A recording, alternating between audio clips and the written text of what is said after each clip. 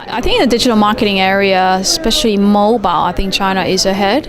I think it's got its background and history because 10, 20 years ago, the fixed lines in China are not very stable, and then the mobile is already being introduced at pretty much at the same time as the rest of the world. So a lot of the consumers will adopt to mobile quite early on. So the mobile experience actually was quite sort of on par with the rest of the world. And we do have a potential where mobile internet now is going to exceed the desktop and the laptop internet users.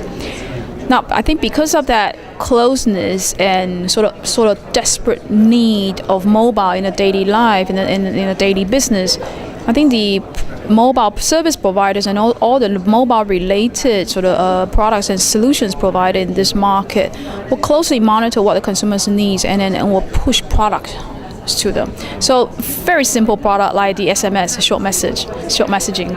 Years ago, Chinese consumers SMS sort of familiarity and skills way ahead of their counterparts in the US.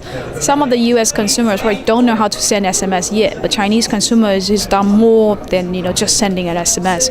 So I think a lot of these sort of early adoption of the mobile technology actually happened here because of the history and because of the market needs. So I think that this is why we have seen a lot of the new products and services are being introduced here.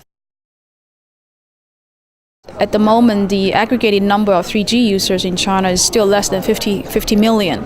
So it's not as high as 400 million, internet users or digital users. So when it comes to mobile marketing, people are still thinking or still have, the SMS or MMS in mind.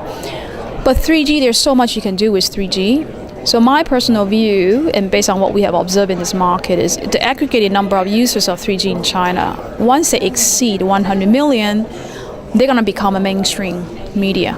And it's no longer just simple texting, that marketing sort of vehicle you can do. You can do all sorts of things because people can get onto the internet. So do you want to stop using the mobile internet?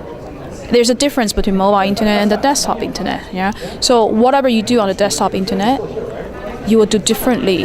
And also because of the social networking is done mostly on the mobile platform and also the location base. This is something desktop probably cannot do. So I think these are the areas where once become mainstream, there's going to be, they will make your marketing or campaign very, very interesting and very intimate, I guess, to your consumers if you do it right. My view is social networking without location, LBS or location-based service, and without mobile, it won't be as interesting, because it would just be a desktop.